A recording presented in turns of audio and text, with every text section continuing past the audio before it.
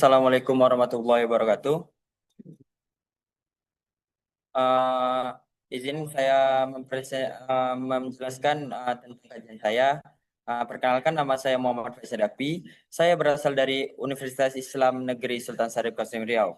Di sini saya akan menjelaskan tentang pluralism in Yogyakarta, Practice of Living Pluralism, FKUB, Intervide, YIPC, Gus Durian, and Sikandil Tasiman. Pluralisme yang hidup di Jakarta, praktik pluralisme dari FKUB, Intervide, YIPC, Gus Durian, dan Serikat Dilan Tasiman. Selanjutnya, latar belakang dari kajian saya adalah yang pertama, Yogyakarta dikenal sebagai kota budaya, kota pendidikan, dan ruang multireligius. Tingkat partisipasi masyarakat terhadap dialog lintas iman sangat tinggi. Interaksi antaragama berlangsung bukan hanya di forum formal, tetapi juga dalam kehidupan sehari-hari. Menurut Diana Ek, pluralisme bukan sekedar hidup berdampingan, tetapi pluralisme keterlibatan aktif, dialog, dan kolaborasi sosial. Selanjutnya, rumusan masalah yang merumuskan dari kajian saya adalah yang pertama, bagaimana bentuk praktik pluralisme antar 5 lembaga lintas iman. Yang kedua, apa faktor yang mendukung dan yang menghambat kolaborasinya. Yang ketiga, bagaimana implikasi terhadap pendidikan pluralisme dan perdamaian. Tujuan penelitian saya mendeskripsikan kolaborasi FKUB, Intervide, YIPC Gus Durian, dan Serikat Lintas Iman, menganalisis pola interaksi, dialog, pendidikan, perdamaian, dan advokasi, mengidentifikasi faktor sosial, budaya yang memfasilitasi dan menghambatnya. Selanjutnya, menilai kontribusi bagi pendidikan pluralisme di Yogyakarta. Selanjutnya, di sini ada teori yang saya gunakan. Pertama, teori living pluralism. Teori ini memandang pluralisme bukan sekedar toleransi pasif, tetapi keterlibatan aktif antar kelompok yang berbeda, agama, budaya, identitas. Artinya, masyarakat tidak hanya membiarkan perbedaan, tetapi berinteraksi, bekerja sama, dan membangun relasi nyata. Selanjutnya ada teori dialog, Leonard Switzler. Teori ini menerapkan bahwa dialog antar iman bukan hanya berlandaskan etika dialog. Etika dialog itu apa saja? Keterbukaan, bersedia belajar dari pihak lain. Selanjutnya kesetaraan, tidak merasa lebih benar. Selanjutnya ada kesungguhan, niat tulus membangun pemahaman. Selanjutnya ada mendengarkan secara aktif, digunakan untuk menganalisis lintas iman berlangsung secara sehat. Selanjutnya ada modal sosial. Modal sosial ini mencakup jaringan sosial, kepercayaan, dan norma kerjasama dalam masyarakat. Teori ini menjelaskan bahwa kolaborasi lintas iman dapat berjalan baik karena adanya kepercayaan antar kelompok, jejaring komunitas, nilai gotong royong. Modal sosial menjadi pondasi utama bagi berkelanjutan kolaborasi lintas iman. Selanjutnya ada metode penelitian saya. Pertama, kualitatif deskripsi dan studi kasus. Penelitian ini bertujuan memahami fenomena secara mendalam, bukan mengukur secara statistik. Fokusnya pada suatu kasus tertentu, misalnya komunitas atau kota tertentu. Selanjutnya ada analisis etno-digital melalui media sosial.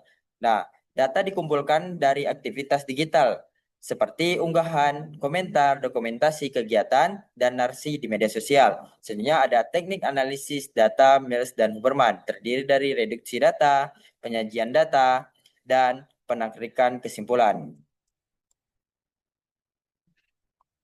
Selanjutnya,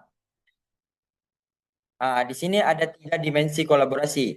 Dimensi kolaborasi saya ada 3. Yang pertama, dialog antaragama. Yang kedua, pendidikan perdamaian. Yang ketiga, advokasi sosial. 3 dimensi ini saling menguatkan dan menjadi ekosistem pluralisme di Yogyakarta. Selanjutnya, peran Intervide. Peran Intervide menjadi dialog lintas iman 1990-an. Menyediakan ruang perjumpaan setara non-hierarkis. Bentuk kegiatannya lokakarya reflektif, diskusi tematik tentang toleransi, kekerasan agama, narasi damai. Kelompok belajar lintas iman, berfokus pada kesalingpahaman, pengalaman bersama, dan transformasi hubungan.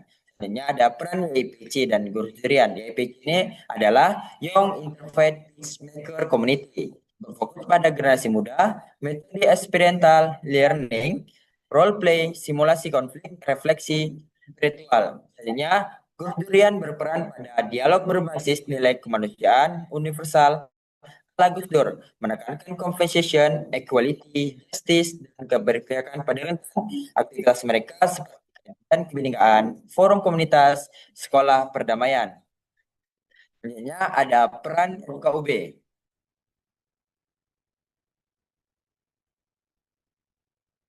Hanya ada peran FKUB. FKUB ini berperan sebagai lembaga resmi pemerintahan untuk menjaga harmoni tugas, seperti meditasi konflik, fasilitas perizinan rumah ibadah, rekomendasi kerukunan, peran struktural dalam kebijakan keberagaman, menjadi jembatan negara dan masyarakat sipil. Sebenarnya di sini ada Sri Kandi Lintas Iman. Sri Kandi Lintas Iman berperan sebagai mengangkat peran perempuan dalam dialog dan perdamaian kegiatan. Mereka berperan sebagai pelatihan kepemimpinan perempuan lintas agama, dialog sensitif gender, penguatan kapasitas perempuan akar rumput. Kontribusinya memperluas cakupan isu dialog, pesan domestik, kesetaraan, inklusif sosial. Selanjutnya, apa saja sih tantangan mereka? Yang pertama dari FKUB. FKUB itu memiliki tantangan sering dipersepsikan elitis dan formal, kurang menyentuh akar rumput, rentan dipolitisi oleh kepentingan pemerintah daerah, representasi kelompok minoritas belum selalu seimbang, dan Gus Durian juga memiliki tantangan menghadapi resistensi kelompok konservatif yang menolak pluralisme, bergantung pada relawan sehingga kesinambungan gerakan bisa fluktuatif. Stigma sebagai gerakan liberal atau tidak islami. Selanjutnya ada Interfide memiliki tantangan seperti fokus intelektual membuatnya kurang dikenal secara publik luas. Keterbatasan regenerasi aktivis muda, dialog sering berhenti di level elit atau akademik. Selanjutnya ada YIPC, Young Interfaith Peacemaker Community, idealis anak muda sering berbenturan dengan realitas sosial politik. Partisipasi bersifat temporer, berganti karena usia atau studi. Rentan dianggap hanya simbolik atau seremonial.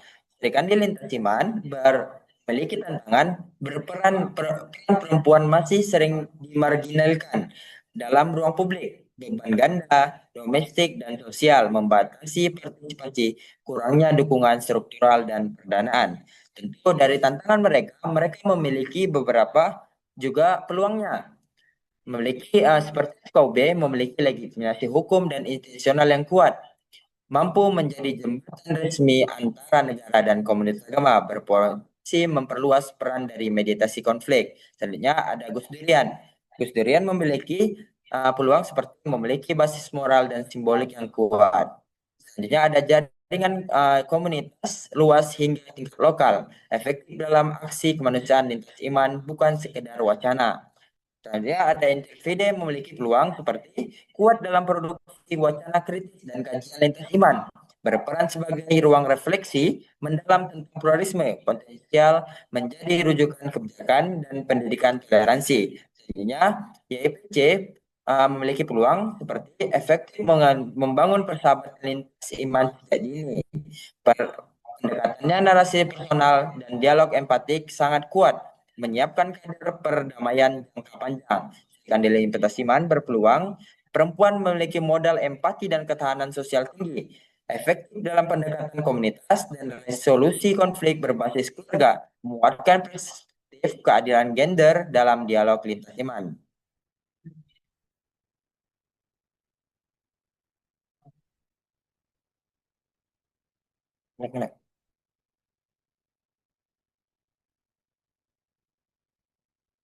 Selanjutnya, di sini ada pendekatan dari 5 lembaga tersebut. Pendekatan dari FKUB, pendekatan struktural institusional, mendeteksi konflik berbasis kebijakan dan regulasi, konsolidasi, fasilitas dialog resmi antar pemuka agama, pendekatan preventif melalui koordinasi pemerintahan daerah, penjagaan stabilisasi dan ketertiban sosial. Gus Durian pendekatan mereka melakukan pendekatan kultural dan nilai moral, aksi sosial dan kemanusiaan, lintas iman, dialog berbasis keteladanan dan praktik keseharian, penguatan solidaritas warga di tingkat akar rumput, advokasi keadilan dan kemanusiaan. Interview D merupakan pendekatan intelektual reflektif, dialog logis dan etika lintas iman, produktif wacana kritis dan kajian pluralisme, penguatan kesadaran melalui diskusi dan publikasi, pendidikan toleransi berdasarkan pemahaman mendalam. Selanjutnya ada YIPC atau Young Interfaith Peacemaker Community, pendekatan rasional generasional, dialog empatik berbasis pengalaman, keamanan lintas iman jangka panjang, kaderisasi perdamaian anak muda, pendidikan damai melalui peace camp, pendidikan di lintas iman, pendekatannya berbasis gender dan komunitas, penguatan peran perempuan dan dalam perdamaian, resolusi konflik berbasis keluarga dan komunitas, pendekatan empatik dan keperawatan sosial, advokasi kesetaraan dan keadilan gender. Selanjutnya,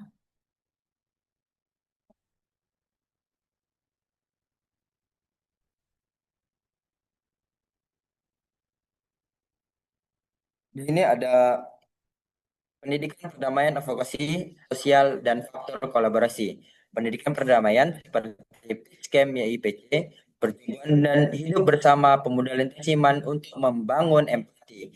Sekolah perdamaian Gus Durian, penanaman nilai kemanusiaan dan keberagaman, modul toleransi interfaith digunakan di sekolah, kampus, dan komunitas.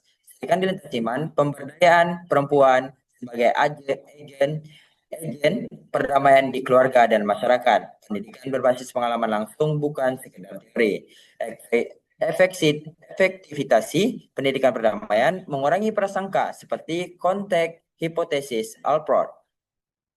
Mendorong dialog yang setara dan komparatif, memperkuat jejaringan lintas identitas sejak usia muda, advokasi sosial lintas iman, respon cepat terhadap kasus intoleransi, pendampingan konflik rumah ibadah, penertiban pernyataan sikap kolektif, pemantauan ujaran kebencian dan radikalisme. Faktor kolaborasinya, kerjasama lintas iman, organisasi dan iman, memanfaatkan kampanye digital, podcast, video edukasi, media sosial, luas jangkauan pesan keberagaman di publik luas.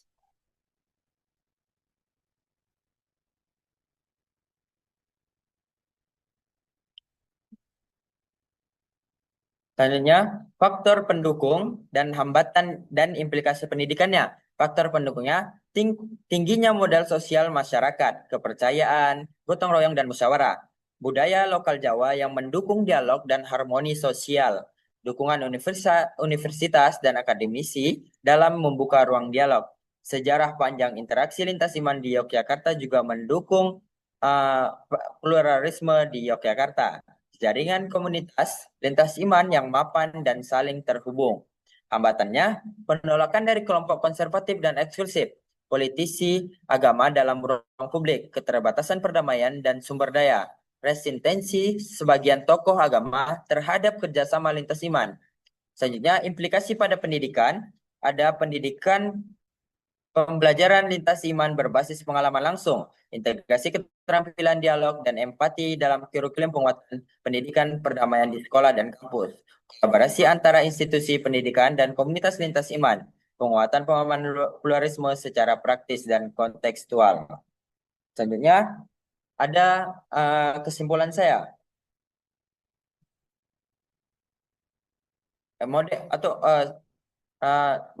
Model PPBAK dan dampak jangka panjang.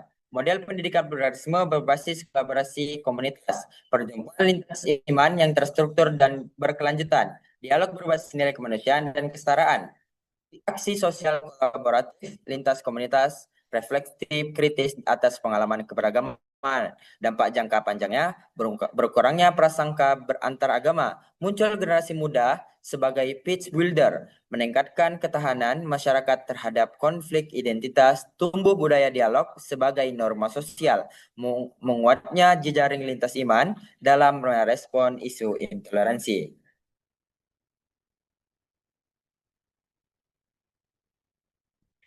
Sebenarnya kesimpulan dari kajian saya, Yogyakarta menjadi contoh kuat living pluralisme di Indonesia melalui kolaborasi lintas iman, kolaborasi FKUB, Intervide, YIPC, Gus Durian, dan Serikandi Lintas Iman bersifat nyata dan berkelanjutan. Praktik pluralisme tumbuh dari modal sosial masyarakat dan sejarah dialog lintas iman.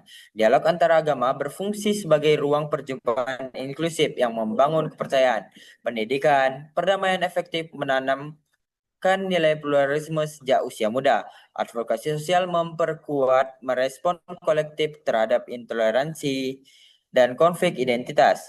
Identitas keagamaan menjadi sumber solidaritas bukan pemikiran. Dalam praktik pluralisme, sinergi antar model kolektif ini berpotensi direfleksi di wilayah lain Indonesia.